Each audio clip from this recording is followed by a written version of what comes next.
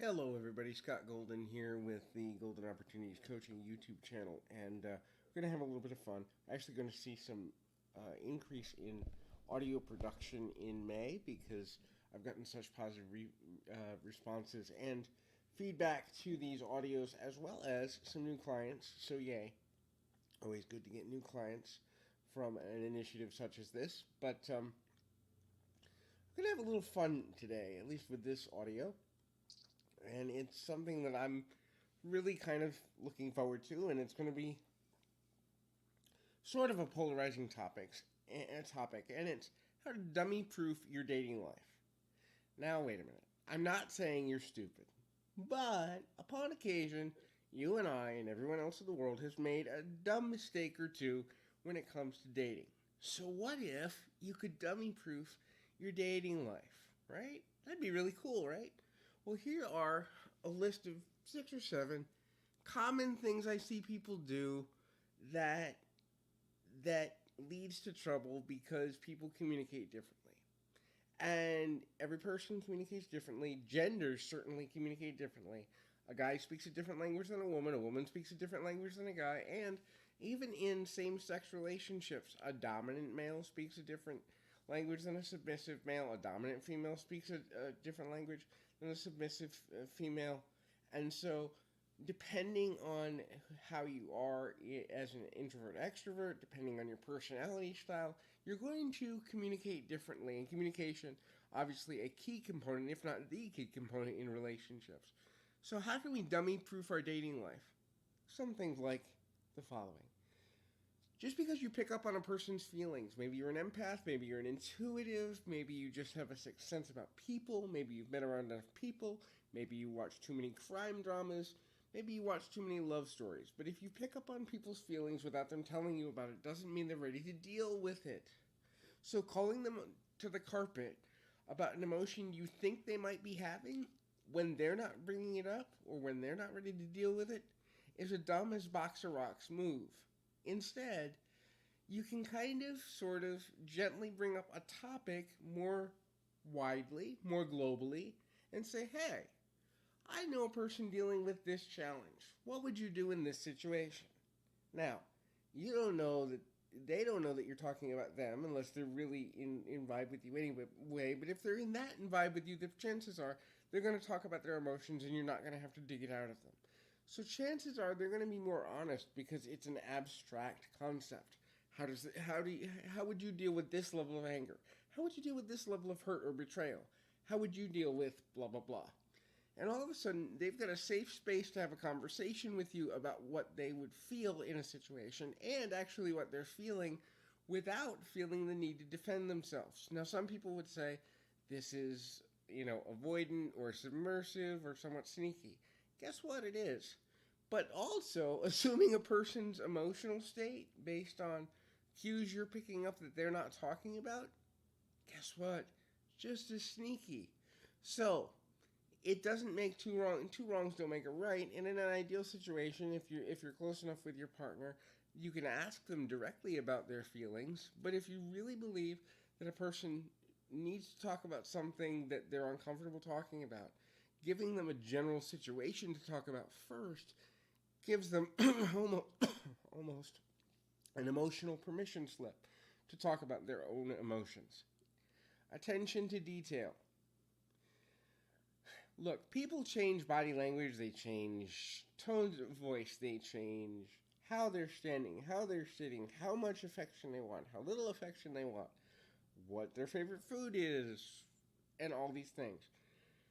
Now, for those of us that are extreme detail oriented people, and that's me, I'm not a big picture person, I am a detail person. If you give me a blank piece of paper, I'm going to freak out. If you give me a blank piece of paper with directions, I'm okay. That's just how I work. And so that means I'm more of a detail-related person. Just because you pick up on a detail of someone's behavior or their tendencies or how they're behaving differently than normal doesn't mean you need to call it out every single time. People have the freedom to change what they would normally do. Now, when something becomes a pattern, sure, then have a conversation about it. But just because Bob doesn't want his eggs this morning doesn't mean he hates you, doesn't mean that he wants you to go jump off a bridge And it doesn't mean that the relationship is over. It might mean he's nauseous. It might mean he's running late and thinks that showing up to work on time is better than having breakfast with you. It might mean that he's thinking a lot and doesn't think he's going to keep food down. There's a million reasons that any person can do anything, and giving reasons to details without asking questions is the biggest cause of fights in relationships, or at least one of them that is, ultimately there. Similarly, lie detectors. Look, we all lie. Even the most altruistic people in the world lie. Sometimes we lie to protect a person's feelings. Sometimes we lie because we really don't care. Sometimes we lie because we weren't paying attention. Other times we lie because we don't agree and we want to avoid conflict. Every person, even the most important person, lies. But calling a person out on their lies directly is going to lead to conflict.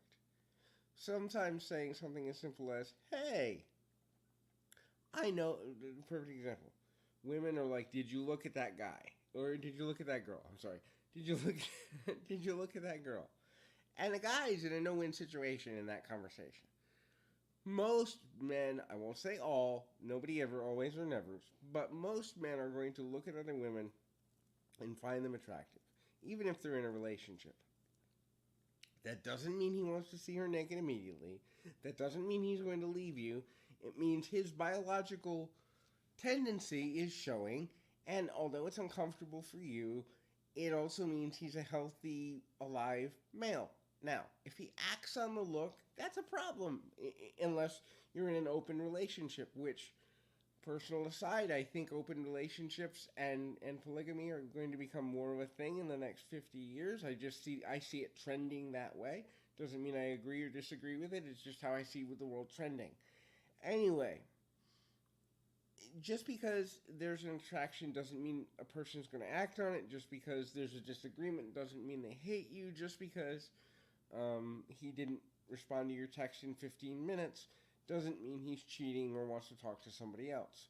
People have lives outside of their primary relationship, and sometimes in an instant gratification society, it's hard to remember that. Plus, the biggest thing, and I see this from both genders, so I'm not going to pick on one gender, but let's say you're the type of person that wants to hear from their partner 3 times a day.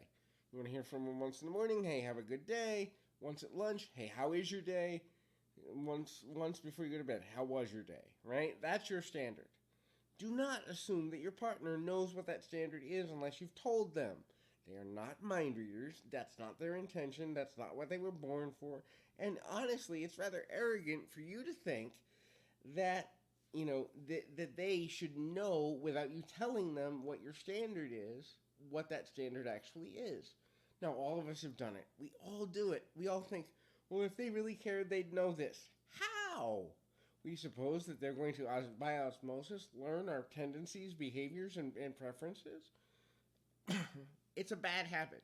So don't get into that particular habit. Okay. So, I know this next one's going to be extremely difficult. But think, then feel. Now, it goes against biology because emotions are fluid. We have emotions almost immediately upon our reactions to things, and it happens almost instantaneously that we feel before we think things through. For the majority of people, believe it or not, people that are hyper that way, that's where anxiety disorders come from, and that's also where impulse control disorders come from. Is the override of feeling is a major thing now. And I'm going to raise something. For those that haven't heard me cough, I do have regular acid reflux that doesn't seem to want to go away no matter what I take for it. But I'm not going to edit out a cough here and there because, hey, I'm human. And I do human things. Anyway, if that bothers you, then I'm not for you and that's okay. In any event, so you think, then you feel. How does this person fit in my life? How do I fit in theirs? Are we truly compatible, or am I overlooking part of who they are? Do I think they're overlooking part of who I am? Am I hiding part of myself? Do I think they're hiding part of themselves? Before you jump in headlong into this whole love concept, which love is, at least in my view, and having worked with 12,000 people, love is a majorly misunderstood concept, especially romantic love, because the oxytocin that's released in the brain can make us think we're ready for something we're not, and that we make promises based on an emotional high that we don't have any clue how to keep because we haven't thought it through. So it's important to think before we feel. Or, more accurately, think before we give in to our feelings. That's a better way of saying the same thing. Next, if you are getting emotionally flooded, that's okay, but take some time out. Don't take it out on your partner. Don't expect your partner to know that you're overwhelmed without telling them. Create some space. People people that are highly sensitive tend to get emotionally flooded, especially in group settings or in large functions, in large areas. So going to a ball or going to a concert or a party can be extremely difficult for a highly sensitive person. And that's good because it means that they're having variety of emotional experience. But it means also that if you're flooded, take your space. Get some time to do the next thing on the list, which is recharge. If your partner wants to spend every waking second with you, there is a problem. 99.7% of the time, if he or she wants to spend every second with you, it's because they are using you to fill a hole within themselves. Now, I know this isn't a popular belief. I know it's uncomfortable. But the fact is, a healthy person is going to want space from you so that they can come and tell you, hey, while I was away, this happened, and this happened, and this happened, and I'm excited about this, and I missed you doing this, and I wish you could have been here for that. And you're going to want to do the same for them. When the flood emotion comes, though, of I want to be with you 24/7, all of a sudden, that's going to burn out. And it's weird because the relationships I see that work, and this is uncomfortable for a lot of people, especially people who are either breaking the relationship dependency cycle or who are realizing they're in a relationship dependency cycle, or people who don't realize they're in relationship dependency yet and they just know their relationships don't work. The healthiest relationships are the ones where people spend time doing other activities with friends or family or whatever and come back together and spend carved out time every day or every few days. It's not the people that are together all the time because you will grow sick of each other. One of my mentors has a beautiful saying, how can I miss you if you won't go away? And so, that's it's really valuable. I'll use my grandparents as an example. They were married over 60 years. And every day, and my grandfather retired really young. He was in his early 50s when he retired. He lived to be nearly 90. So he was almost, well, he actually was retired longer than he worked, if you think about that, as an adult, if we eliminate childhood, right? So, but my grandparents were married for 61 years.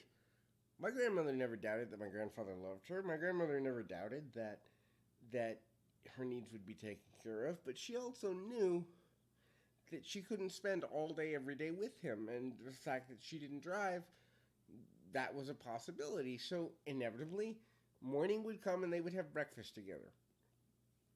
And then, she'd go, okay, get out of the house. Go away. Please go away. Go do something. And he was a handyman, so he'd go have odd jobs here and there. And, he'd trade for eggs, or he'd trade for a pie, or he'd trade for, cut my hair or whatever. And he was very good at being a handyman. And so inevitably he'd be gone during the day.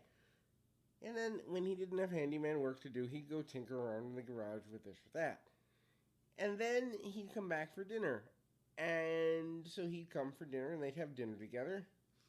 And then from there, they'd watch TV together for 2 or 3 hours every night. This was their routine for 60 plus years. But it included getting away from each other on purpose to make things work. And I never saw them have a really bad fight. I never saw them say, either one of them say that they were sick of each other, or that they wanted somebody else, or that they weren't happy together. And part of that, and so you'll say, okay, but that's one couple. But I watched and I studied and I have studied. The couples that work do that. They create separation on purpose. So if you're with a partner who doesn't give you the encouragement to create separation every day for a little bit, even if it's just for a couple of hours, you're in a dangerous situation because you will burn out. You will burn out on that relationship. So it also gives you a chance to recharge. Now, the other thing, stop avoiding every conflict possible. You're going to disagree. You're not the same person. Learning to agreeably disagree or compromise, or agree that you're not going to see eye to eye on an issue, is essential to healthy relationship development. Look, he can be a Republican and you can be a Democrat and still live in the same house. He can believe in gay marriage and you don't and still live in the same house. You can believe in a god or goddess. He doesn't. You can still live in the same house. Point being, if you truly love a person, you accept them as they are, that means accepting their differences too. And so often what happens is we try to amalgamate a person to thinking or feeling or believing like we do, and then there's resentment and we don't realize it for sometimes months or years at a time because people pretend and they perform. When a relationship becomes a performance, it's the beginning of the end. And that's where most people trip up. Because oftentimes, you'll hear people say things like, hey, I wasn't happy for years. Saw that with my own parents, actually. When they went through their divorce, they said we were together for 20-something years, and I haven't been happy the whole time. And the other parent would go, and neither have I. And they meant it. Because they had both been pretending to be something they weren't to keep the illusion of a relationship alive, which is really sad. Now, couple that with the fact they both had untreated and underdiagnosed mental illness, and that made things really charming. But suffice to say, if you think you're performing just to keep a person happy, let it go. There's 7 billion people in the world. You'll find somebody that accepts you as you are. The other thing, too, don't be a doormat. It's not cute, it's not attractive, and it will not keep your partner happy. It may keep them manipulating you, it may keep them using you, but finding a way to have your own viewpoints and have your own opinions and have your own life outside of your partner and still being able to walk away and say, you know what, we don't have to agree on this, is essential. I see this more in women under 40, where you think you have to overgive to be loved. When you're overgiving and he's not giving back, but I'll say this for men too, when you're overgiving and she's not giving back, it's no longer love. It's a control mechanism. It's a pissing match. And the thing of it is, at the end of the day, one of you's going to win, one of you's going to lose for a moment. You're both going to lose in the end because you both invested time that didn't work out to where either one of you wanted it to go. So these are the things to kind of idiot-proof or dummy-proof your dating life. If these sound familiar and they're things you want to work through, I encourage you, please reach out. We are doing the $50 reconnection special. This is for single sessions, or package discounts also available. But in any event, I encourage you, keep your feet on the ground, your mind in the moment. Until next time, everybody.